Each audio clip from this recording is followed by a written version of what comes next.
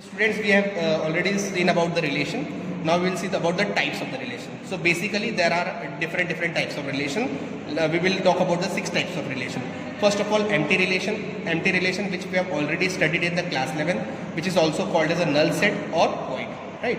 So what is empty relation? If no element of set A is related to any element of other set, okay? If no element of set A is related to any element, if no elements are present in other set, then it is called as an empty relation. Let's take an example. Set A 1, 2, 3, and relation is defined as A comma B, where A plus B equals to 10. So when we talk about the set A, when we have to find the relation, first of all we have to find the Cartesian product. So A cross A, what is the Cartesian product? 1 comma 2, 1 comma 1, 1 comma 2, 1 comma 3, 2 comma 1, 2 comma 3, right? In this way, these Cartesian products are 1 comma 1, 1 comma 2, 1 comma 3, 2 comma 1, 2 comma 2, 2 comma 3, 3 comma 1, 3 comma 2, 3 comma 3. So this is for finding the relation. First of all, we have to find the Cartesian product. So we have find the Cartesian product. Here 3 elements are there. So how many elements are present in the Cartesian product? 3 square, that is nothing but 9 elements. 1, 2, 3, 4, 5, 6, 7, 8, 9. So these are the 9. We have already studied, right? So here the relation is defined as A plus B equals to 10, means first order pair plus second order pair, both elements, we want the sum of both the elements to be 10. So let's check. 1 plus 1, 2, not satisfied. 1 plus 2, 3, not satisfied. 1 plus 3, 4, not satisfied. 2 plus 1, 3, not satisfied. 2 plus 2, 4, not satisfied. 2 plus 3, 5, not satisfied. 3 plus 1, 4, not satisfied. 3 plus 2, 5, not satisfied. 3 plus 3, 6, not satisfied. We want only 10. So none of the elements are present here. Hence, this is called this example. This is an example of an empty relation, because what is defined here in the question of relation? A plus B equals to 10. Means when we have to add A plus B, we want the answer 10. But in all the cases, the answer is not 10. Okay. So hence, it is called as an empty relation. Right. Second relation is called as a universal relation. This relation is nothing but a set which contains all the objects which are present in the Cartesian product. So let's take an example, A cross B. This is a set A, this is a set B. 1 and 2 are present in set A, 3 and 4 are present in set B. So 1 is connected with 3, 1 is connected with 4, 2 is connected with 3, 2 is connected with 4. If you want to find A cross B, 1 comma 3, 1 comma 4, 2 comma 3, 2 comma 4, and relation R is also 1 comma 3, 1 comma 4, 2 comma 3, 2 comma. So all the elements are present in the Cartesian product. Hence it is called as a universal relation, right? Identity relation. It is a relation of set of all ordered pairs such that A equals to B. Means it will form a pair with 1 comma 1, 2 comma 2, 3 comma 3, and so on. So this is nothing but the definition of identity. It means both the elements should be same. Okay, this is nothing but the identity relation. This is empty relation, this is universal relation, this is identity relation. Next example is the reflexive relation. Reflexive relation. Okay, so reflexive relation is defined if A comma A belongs to R for A first element belongs to first set. Okay, let's take an example. A equals to 1, 2, 3. For finding the relation, first of all we have to find the Cartesian product. 1 comma 1, 1 comma 2, 1 comma 3, 2 comma 1, 2 comma 2, 2 comma 3, 3 comma. This is nothing but the Cartesian product. So let's take an example, R1 first relation, 1 comma 1 and 2 comma 2.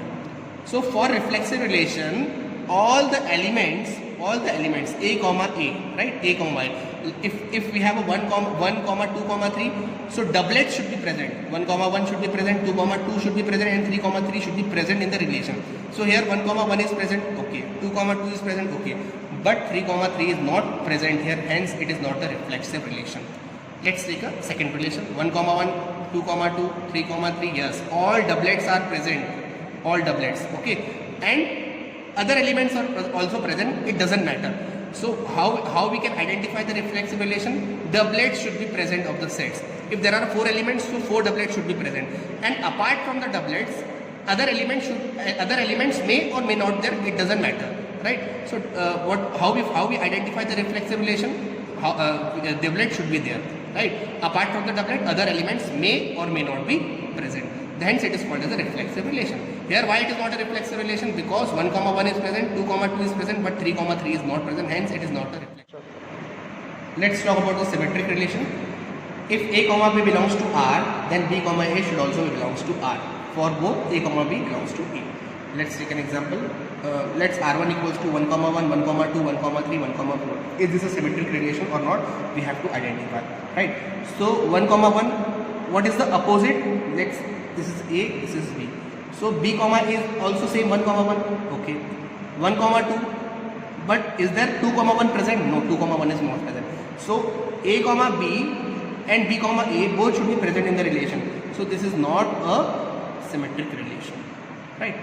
Let's take an example here. 1 comma 1, 1 comma 2, 1 comma 1, okay, the opposite is same. 1 comma 2 is 1 comma 2, what is the opposite? 2 comma 1. Is it present? Yes, 2 comma 1 is also present. 2 comma 2, it doesn't matter. 3 comma 3. So it means that 1 comma 2, let's take it A, this is B, so B and A. Okay, A comma B and B comma A both are present and doublets are also present. It means that this relation is an example of symmetrical, and this is also a reflexive. Why reflexive? Because all the doublets are present. Okay, because we have considered A set 1 comma 2 comma 3, right? So all doublets are present, 1 comma 1, 2 comma 2, 2 comma 3 comma 3. Also their opposites are present, 1 comma 2 and 2 comma 1 is also present. It means that this is an example of reflexive also and symmetrical also. Let's take the other example. 1 comma 1, 2 comma 2, 3 comma 3. This is an example of reflexive also and symmetric also. Why? Because their opposites A comma B and B comma A both are present, all doublets are present, so it is reflexive also, symmetrical also. Let's take other relation. 1 comma 1, 1 comma 2, 2 comma 2. 1 comma 2 and 2 comma 1, yes, opposites are present and doublets are also present. So this is the example of reflexive and symmetric. So how to identify the reflexive relation? If the doublets are present and apart from the doublets other elements may or may not present, then it is called as the reflexive relation. How we identify the symmetrical relation? There A comma B and B comma A both elements should be present. Okay, then it is called as a symmetrical relation. If doublets are present, then it is also called as a symmetrical relation, right? So for defining the reflexive relation, for identifying the reflexive relation, their doublets should be present. For identifying the symmetrical relation, A comma B and B comma A both should be present. So in this way you can identify the reflexive and symmetrical relation, right? So next is a transitive relation. If A comma B belongs to R, B comma C belongs to R, then A comma C also belongs to R. Let's take an example. If 1 comma 2 is present and 2 comma 3 is present, this is A, this is B, this is B, this is C. If A comma B and B comma C, then A comma C should be also be present. It means that what is A 1 and what is C. Then it is called as a transitive relation. Means A comma belongs to R, B comma C belongs to R, then A comma C also belongs to R. This is an example of transitive